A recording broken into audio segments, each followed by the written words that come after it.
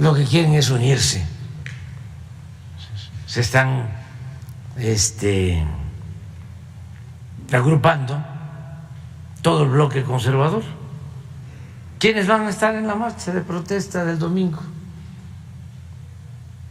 Porque supuestamente se afecta el INE, cosa que es mentira. No se pudo llevar a cabo una reforma constitucional electoral. Ahora, fue una ley que no toca el fondo, que era lo que buscábamos, el que ya no se destinaran 25,000 millones de pesos a organizar elecciones, que se redujera ese presupuesto, que se utilizara en el desarrollo del país, en el bienestar del pueblo, pero no los de la élite, la llamada clase política, los intelectuales orgánicos, los medios de información convencionales, no todos, desde luego, y no ustedes, estoy hablando de los machuchones, de los de arriba, que son los que utilizan el periodismo como negocio, no para informar, no para servir a la sociedad, sino para sacar provecho en lo personal, en sus empresas, para chantajear, para obtener contratos. Entonces, se agrupan e impiden que se reforme la Constitución, porque para reformar la Constitución, hay que seguirlo diciendo, no solo es la mayoría simple, sino se necesita las 2/3 partes de los votos. Entonces, se tiene mayoría, pero no la mayoría que se necesita para hacer una reforma constitucional.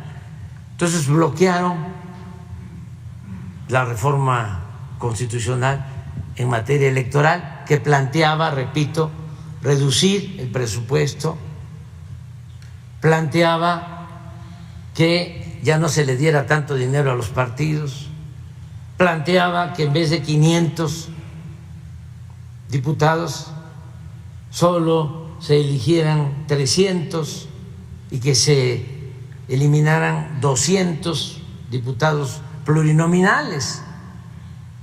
Se planteaba que el Instituto Electoral Nacional se hiciera cargo de todas las elecciones en el país para no duplicar, porque hay Instituto Federal Electoral y en cada entidad federativa hay un instituto.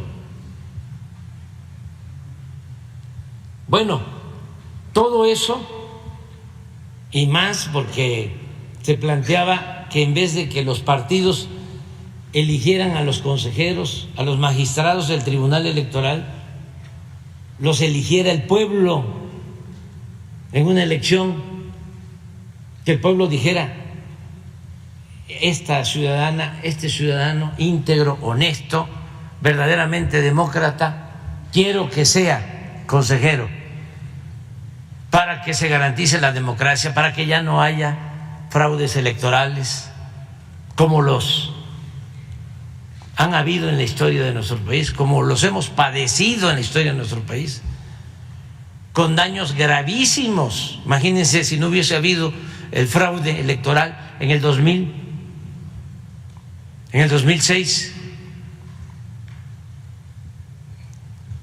en el 2006 imponen a Calderón. ¿Y qué hace Calderón? Lo primero que hacen: declarar la guerra al narcotráfico, pegarle un garrotazo a lo tonto, al avispero, sin saber lo que iba a enfrentar, porque no había un diagnóstico, no había un plan, nada. Fue una decisión improvisada, una ocurrencia, porque pensó que con eso iba a ganar legitimidad y que además iba a quedar bien con el gobierno de Estados Unidos. Y miren el resultado, lo que costó ese fraude. Ahora están juzgando en Estados Unidos al secretario de Seguridad Pública del gobierno federal.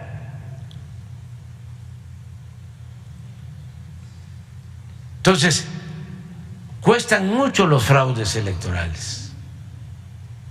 Por eso es importante la democracia. ¿Qué es lo otro? El que ahora estén inconformes por una ley que solo lo que hace es reducir los gastos excesivos de los altos funcionarios públicos. Y se inconforman, pero repito, en el fondo es tener alguna excusa, algún pretexto para enfrentarnos. Entonces, es una manifestación no de ciudadanos, es una manifestación del PRI, del PAN, del PRD y de algunos potentados corruptos que encabeza Claudio X González. Ellos son los que se van a manifestar el domingo, están en su derecho de hacerlo. Afortunadamente, el pueblo de México está apoyando. Miren lo que sucedió ayer en Tamaulipas, y lo voy a decir aquí porque estoy seguro que no fue noticia en los medios de información, o a lo mejor me equivoco. Ayer hubo una elección extraordinaria en Tamaulipas para elegir a un senador, porque el senador de Tamaulipas, Américo Villarreal, pidió licencia, participó como candidato y es gobernador, y su suplente lamentablemente falleció en un accidente y se quedó Tamaulipas sin un senador. Entonces, de acuerdo a la ley, se convocó a una elección extraordinaria que se llevó a cabo ayer. Lo más importante de todo es que no hubo confrontación, no hubo violencia, una denuncia sobre un posible fraude electoral, una denuncia en una casilla, y muy pocos incidentes, muy pocas quejas. Vota también muy poca gente, 21%, porque es una elección extraordinaria. Y miren los resultados, no sé si los tengan por ahí, porque esto no lo van a saber a lo mejor en Chetumal, ni en Morelos, allá en Quintana Roo, ni en Centla, Tabasco, ni en Guaymas, donde estuvimos ayer, en los pueblos yaquis. Así estuvo la elección.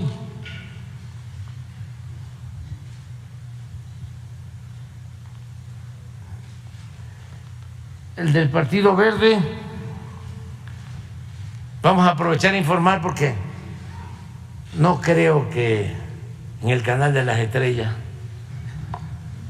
se dé a conocer o en los otros canales, o a lo mejor me equivoco, y sí, se informa.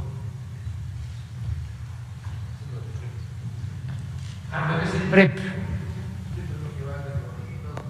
¿Qué porcentaje? 99% ya. Como ya es público. Candidato del Verde, 22.651 votos, 3.9%. La candidata del PAN, PRI, PRD, ¿quién hubiese imaginado esto? 3 partidos juntos, totalmente opuestos. Históricamente, pero ya se borraron las diferencias. 128.204 votos, 22.10%. Y el candidato de Morena y del PT, 413.599 votos. Tamaulipas está dando el ejemplo, el pueblo de Tamaulipas, a nivel nacional. Esto significó 71%, 71.32%. ¿Saben también por qué menciono esto? Porque en sus campañas de publicidad de Claudio y González, que además destinan muchísimo dinero, de repente, ¿no?, empiezan a decir, ya empezó la caída del movimiento.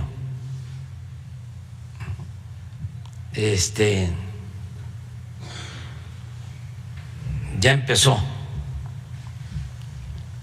el declive. Hay una revista, Proceso, que está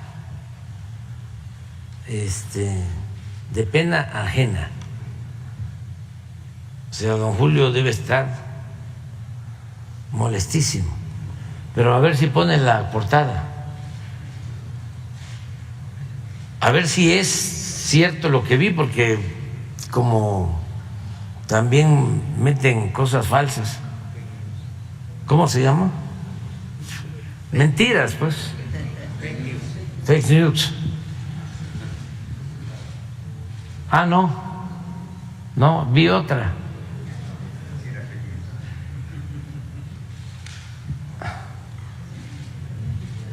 Pero es lo mismo. O sea, es igual. O sea, pero no, lo que quiero ver es donde estoy yo. No vaya a ser que sea, no es la anterior, la de la semana pasada. Entonces vi una postiza en mi Face.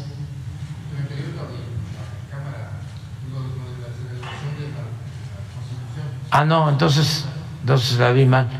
Pero pon esta. Es igual, es el alarma. Negocios en el ejército.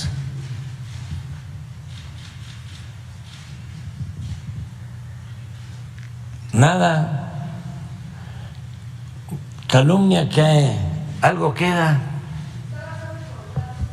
Que ha dado el ejército principalmente a una empresa que tiene varias firmas, es un conglomerado encabezado por Patricia Romero Rodríguez, que tiene varias empresas que, por ejemplo, se deben al tema de los uniformes, de los militares que por muchos años, por más de una década, han tenido pues contratos jugosos por parte de la Sedena, que últimamente también en temas de refacciones para cuestiones de armamento y de vehículos militares, pero preguntarle ahí, bueno, pues si se tienen este tipo de contratos, porque es una empresa que funciona como intermediaria. En muchos casos ni siquiera tienen la maquinaria y Sedena podría acceder directamente con el fabricante para poder reducir los costos, porque ese tipo de triangulación, de intermediación, pues genera un mayor costo para lo que tiene que ver con Sedena y algunas cuestiones irregulares de esta empresa, que es cuestión privada, con el ejército. Entonces, hoy para ver... informa sí. Sobre esto, seguramente sí. La Secretaría de la Defensa, pero es falso.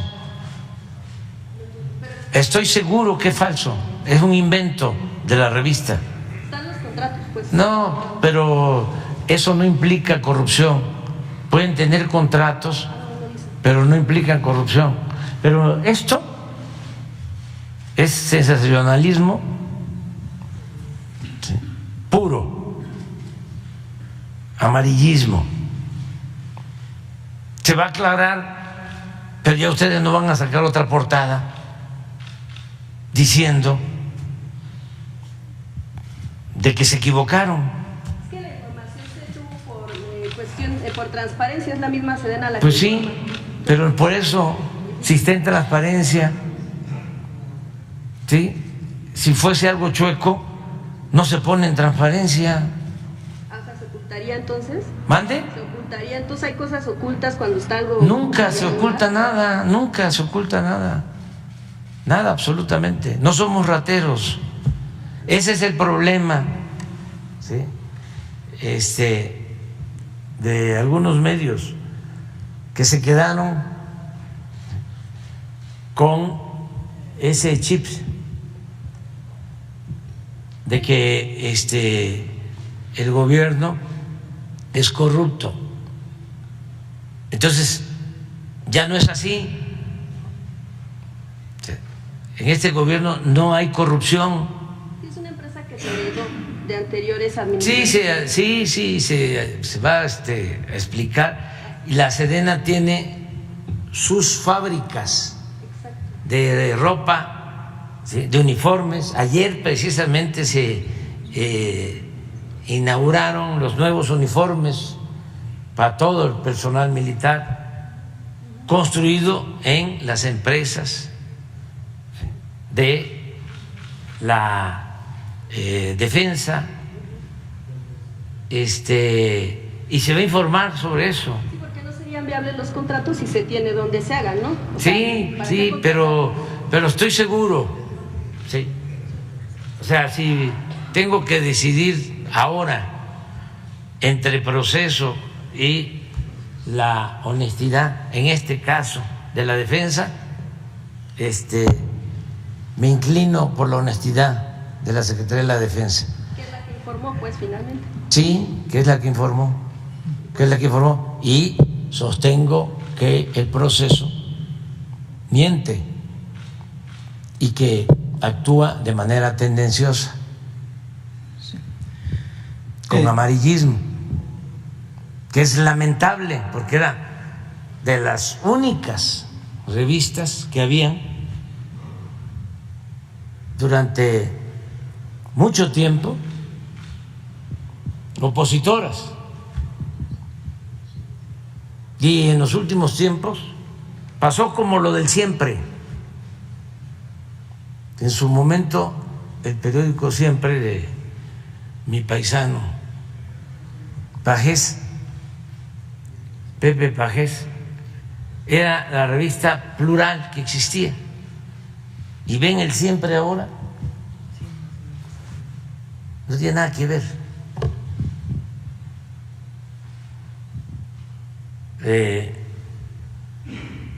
Y así está el proceso, lamentablemente. Señor. Y muy alejado de la gente, porque esta nota puede interesarle por el morbo y además porque no nos quieren a los de la llamada clase política, pero la mayoría de la gente tiene una visión completamente distinta de lo que está sucediendo en el país. De todas formas se va a informar hoy, ¿sí?, y se va a desmentir, pero ya ustedes en la próxima revista no van a poner "nos equivocamos, ofrecemos disculpa". Estoy esperando todavía que se disculpen muchos que aplaudían en la época del saqueo neoliberal. No, al contrario. El Reforma, en vez de hacer una autocrítica, sigue apoyando o formando parte del grupo que se dedicó a saquear al país. Ayer antier le hace una entrevista al expresidente Calderón y yo pensaba, ¿va a hablar el expresidente Calderón del caso de García Luna? ¿O le van a preguntar en el Reforma sobre el caso de García Luna? Nada, cuidándolo. Y es toda la revista, Krause, ve uno de los artículos, todos convocando a la marcha. La Iglesia también, presidente, para el día 26. La Iglesia manifestó su preocupación por lo que está sucediendo en el Legislativo con el Plan B. ¿Vio el video que publicó en la conferencia del Episcopado Mexicano? ¿Cuál agencia? La conferencia del Episcopado Mexicano emitió un video donde habla de la preocupación que tiene la Iglesia por el tema del proceso por el Plan B en el Congreso. Sí. Y llama que sea todo con certeza. Sí. Por eso nosotros vemos con mucha simpatía al Papa Francisco. Señor presidente. En la Iglesia Católica, nuestro referente es el Papa Francisco.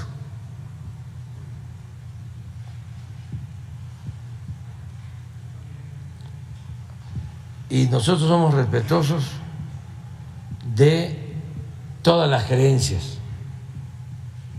Y en nuestro movimiento hay católicos, hay evangélicos, hay de todas las religiones y también libres pensadores. Pero cuando se habla de la Iglesia, que está apoyando a un bloque conservador en México, yo digo, no,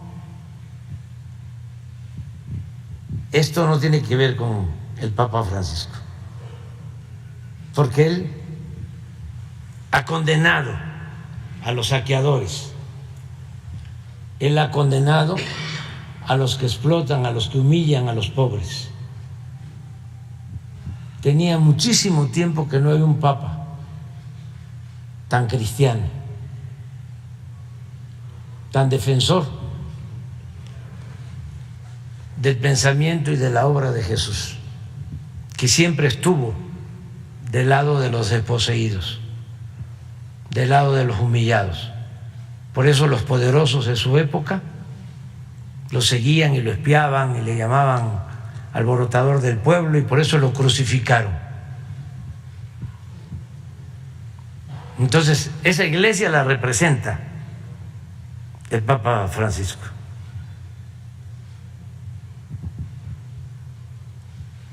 Sí me preocuparía muchísimo si el Papa Francisco se pronunciara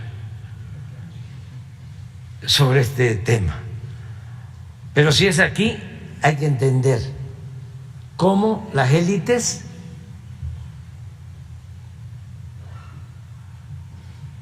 de todas las corporaciones siempre se unen.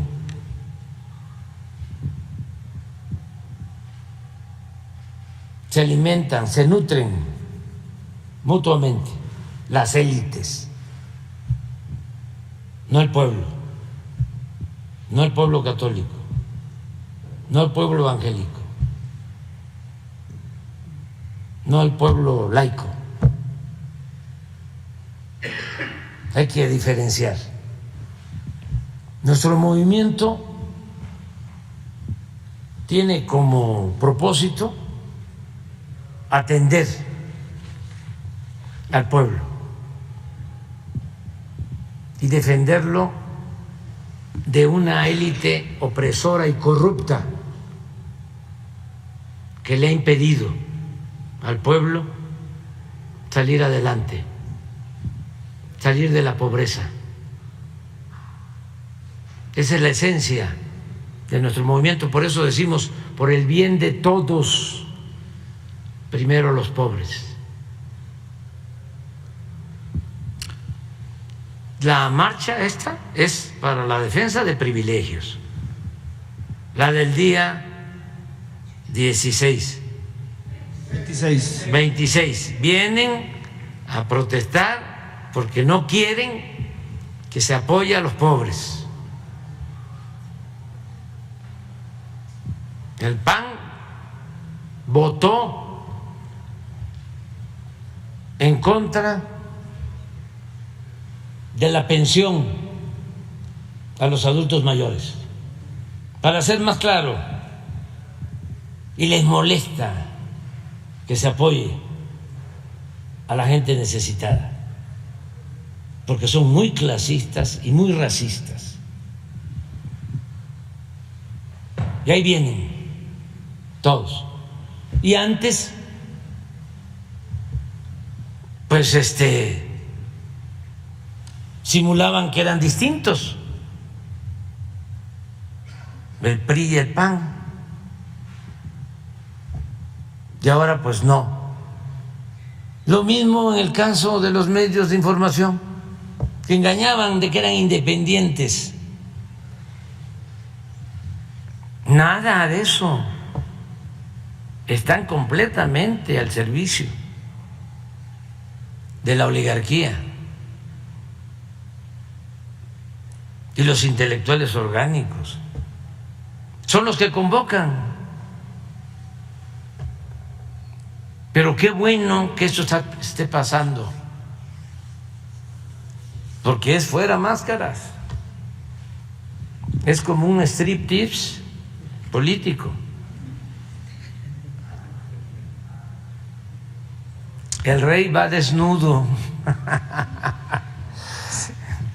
Entonces, es muy importante, no tenemos por qué quejarnos porque estamos viviendo tiempos interesantes. Adelante.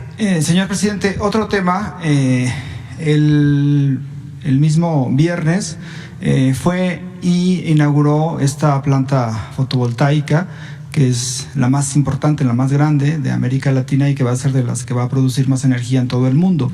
Eso echa también por tierra toda esta guerra sucia que le hicieron de que usted estaba en contra de las energías limpias y toda esta cuestión.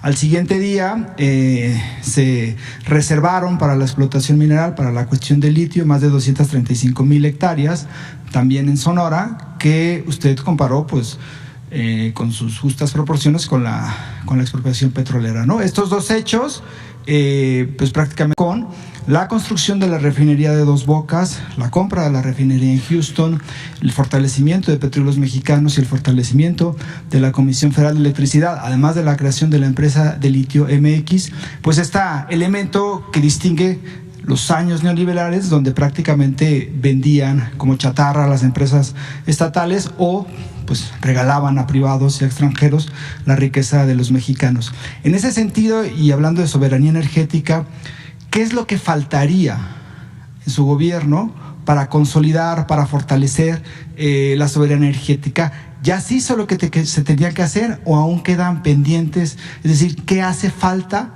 para que no volvamos a lo que sucedió en los últimos 30, 40 años de neoliberalismo, donde prácticamente se desmanteló esta soberanía y donde se desmantelaron también las empresas estatales que la sostenían. Bueno, yo creo que ya va a ser muy difícil el retrogradar, el dar marcha atrás a lo que se ha logrado. En materia energética se logró que en el tratado no se incluyera la política petrolera. Eso ha sido muy importante. En el caso de la industria eléctrica, se está fortaleciendo, se está rescatando a la Comisión Federal de Electricidad, que estaban a punto de destruirla como empresa pública. Ese era el propósito. No hay que olvidar Iberdrola de España se llevó a trabajar al expresidente Calderón como una empresa ferrocarrilera que se quedó con los ferrocarriles nacionales, que los entregó Ernesto Zedillo. Cuando terminó Zedillo la presidencia, se fue a trabajar a esa empresa de asesor. Eso ya no se va a repetir. Que ni sueñen con eso.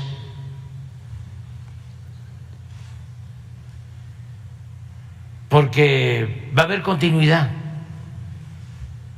con cambio. Yo voy a dejar la presidencia en 1 año, 8 meses, pero hay relevo generacional y es una garantía de que va a haber continuidad. Además, lo más importante de todo es el cambio de mentalidad que se ha logrado en el pueblo de México, la revolución de las conciencias. La gente ya no va a permitir el saqueo de nuestros recursos naturales. Y ya se estableció lo del litio y ya se hicieron reformas para que no se permitan estos negocios jugosos en contra de la Comisión Federal de Electricidad. Y ya Pemex es una empresa de nuevo consolidada. Entonces me voy a ir tranquilo porque ya se sentaron las bases para la transformación futura. Faltan cosas, pero vendrán otros a darle continuidad a estos procesos para recuperar por completo nuestra soberanía y para que continúen las políticas de bienestar. Por ejemplo, ¿cómo le van a hacer los conservadores para quitar la pensión a los adultos mayores si ya está en la Constitución como un derecho? Necesitarían tener 2/3 partes de los votos del Congreso para reformar la Constitución, y eso está lejísimo.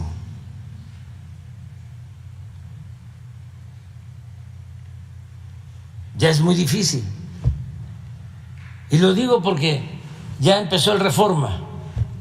Cuando iniciamos lo de la pensión a los adultos mayores en la Ciudad de México, ahí supe de que existían profesionales que se llamaban actuarios y que eran los que proyectaban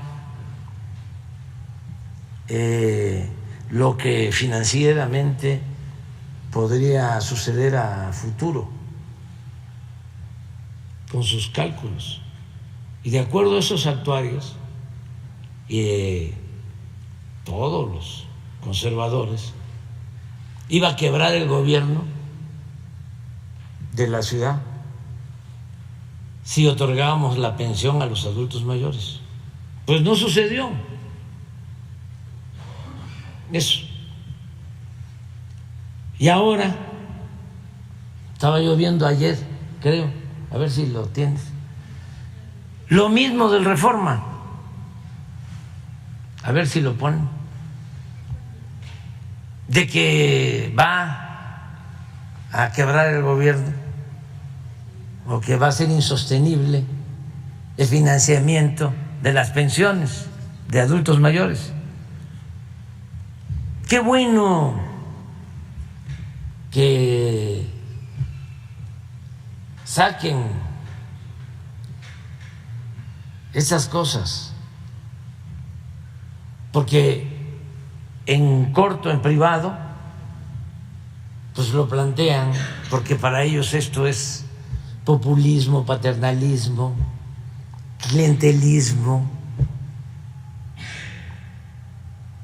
Para nosotros es humanismo, es garantizar que la gente mayor en el último tramo de su vida pueda vivir con un poco de holgura. Algo que sucede en muchos países de Europa, que se llama estado de bienestar, en donde se llega a una determinada edad y se recibe una pensión porque ya se trabajó, ya se contribuyó al desarrollo del país, y es una pensión que se entrega de manera universal, no solo a los pobres, sino es un reconocimiento a todos los adultos mayores, es garantizar la seguridad desde la tumba, desde la cuna hasta la tumba, desde el nacimiento hasta la muerte, que eso es el ideal, eso es el estado de bienestar. Pero a ver si sacan la nota. Entonces, ese es el bloque que tenemos enfrente. Y muy contrarios al interés nacional. ¿Qué me va a extrañar de que estén en contra del rescate de Pemex los panistas? ¿Por qué me voy a extrañar si el PAN nació en 1939, un año después de la expropiación petrolera? Lo crearon los potentados de esa época para oponerse a la política popular y patriótica del general Cárdenas, para oponerse a la expropiación petrolera. Raro sería, que ese es el planteamiento que yo respetuosamente le hago a los del PRI, raro sería que el PAN, que surge en contra de la nacionalización del petróleo y a favor de las empresas extranjeras, que ahora estuviese defendiendo el petróleo. Eso sería rarísimo. Lo que está fuera de contexto histórico es que el PRI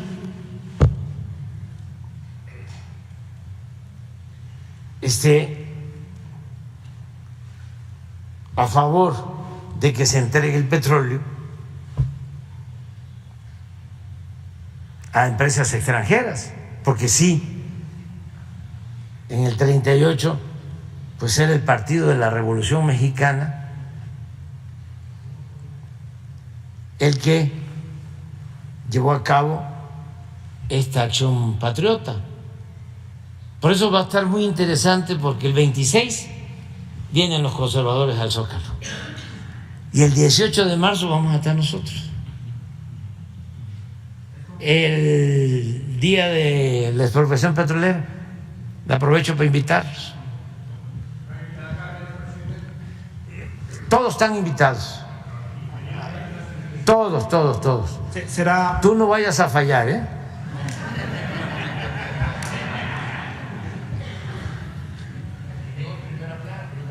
¿A dónde está? Aquí está. Alerta Pensión Universal.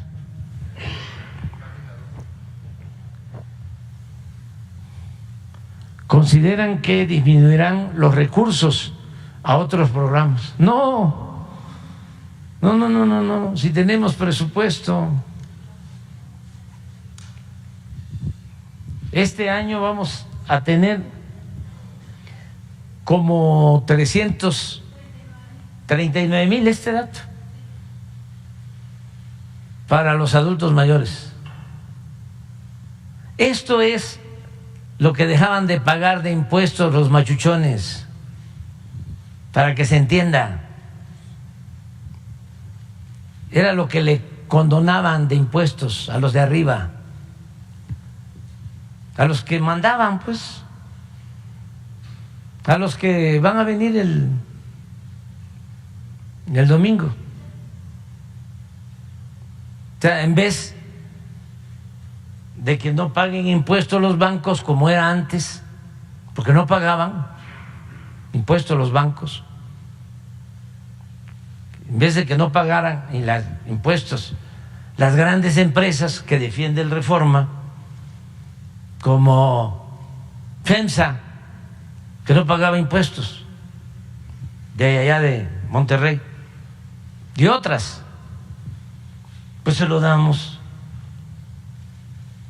a los adultos mayores.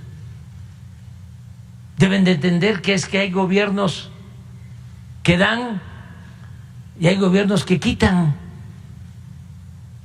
y ellos son de los que quitan. Eso no tiene nada que ver con populismo, paternalismo, comunismo, nada. Es humanismo.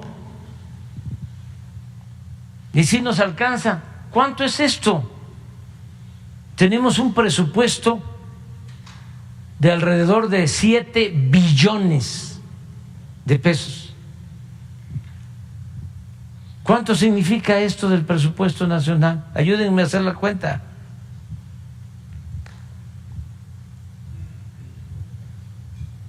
Como 5%.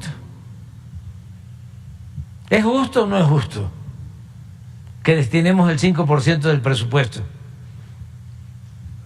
a 11 millones de adultos mayores? ¿O le seguimos dando la pensión a los expresidentes? 5 millones de pesos mensuales.